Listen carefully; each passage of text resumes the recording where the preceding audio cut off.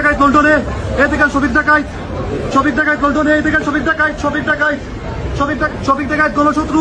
ও সরকার প্রধানের প্রতি এইরকম ভালোবাসা আমরা দেখি নাই, যে এভাবে ব্যক্ত করতে আমরা এইভাবে দেখি নাই। প্রফেসর ইউনূস যে সবার হৃদয়ের মধ্যে আছেন, সবাই যে তাকে নিয়ে প্রাউড ফিল করেন, এটা কালকে আমরা আবারও দেখেছি। এটা একটা খুবই, সবাই প্রত্যেকে এসছেন তার প্রতি তার ভালোবাসা ব্যক্ত করতে, তার প্রতি তার অকুণ্ঠ সাপোর্ট ব্যক্ত করতে।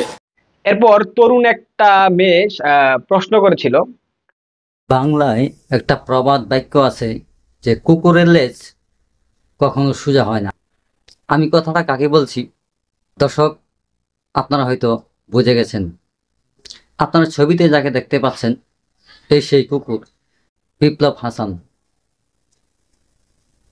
বিপ্লব হাসান, তুমি শফিক সাহেবকে ডাস্টবিন শফিক বলেছ, সেটা তোমার ভাষায়, কিন্তু তোমার কি সেই যোগ্যতা আছে শফিক সাহেবের মতো একজন মানুষ যে জায়গায় আছে তার জায়গাটা তোমার দখল করার মতো যোগ্যতা তোমার?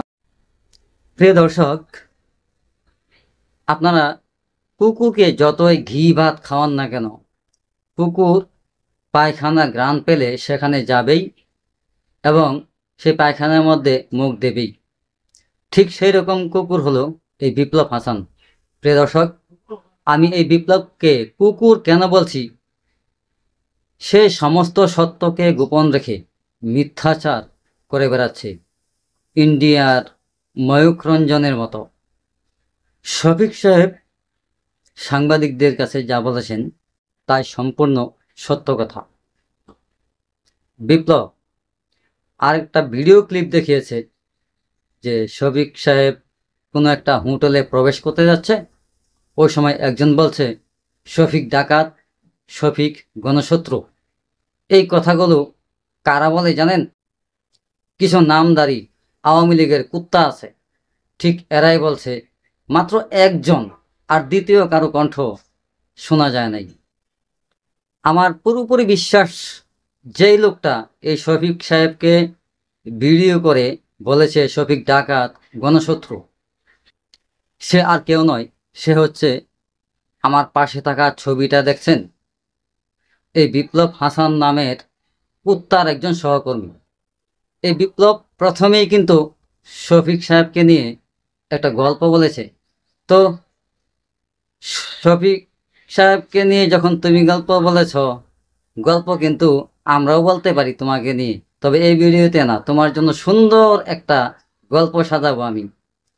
মিস্টার বিপ্লব, বিপ্লব নামের এই মানুষরূপী কুকুরটা আরও বলেছে ডক্টর মোহাম্মদ ইউনূস নাকি সাংবাদিকদের প্রশ্নের উত্তর ঠিকঠাক মতো দিতে পারে নাই, আর যতটুকু দিয়েছে তা নাকি তার বলতে ইচ্ছে করছে না, তার লজ্জা লাগছে।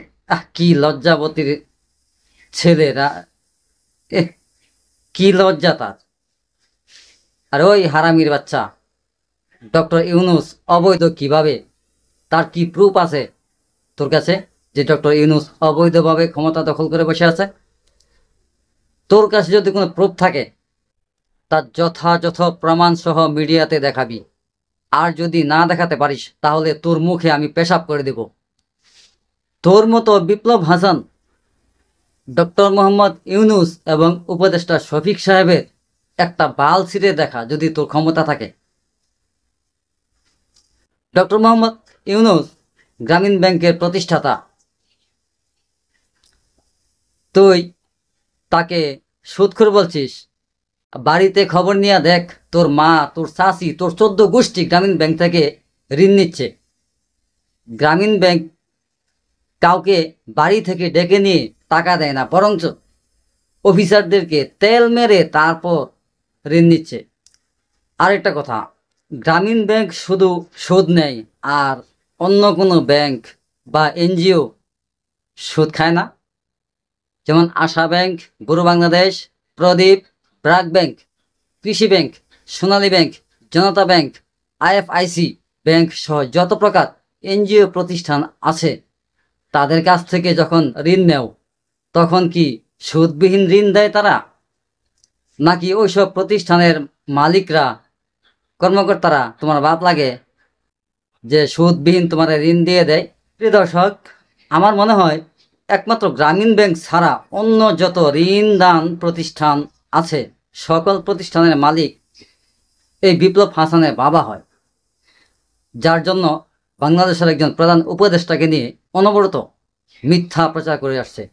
সব শেষে যা বলতে চাই তা হলো, তোমার মতো বিপ্লব ডক্টর ইউনূস আর শফিক সাহেবের একটা বালও ছিঁড়তে পারবে না। প্রিয় দর্শক, ওর কিছু বক্তব্য শুনে আমার মাথাটা চড়ে গিয়েছিল, তাই অনেক কথা বলে ফেলেছি। আর আমার দিক থেকে যা বলার বলেছি, এখন আপনারা আপনাদের মতো করে কমেন্ট করে বলবেন কতটুকু সত্য এবং মিথ্যা। আজ এ পর্যন্তই, আবারও দেখা হচ্ছে পরবর্তী কোনো ভিডিওতে। সে পর্যন্ত ভালো থাকুন, সুস্থ থাকুন, নিরাপদে থাকুন। আল্লাহ হাফেজ।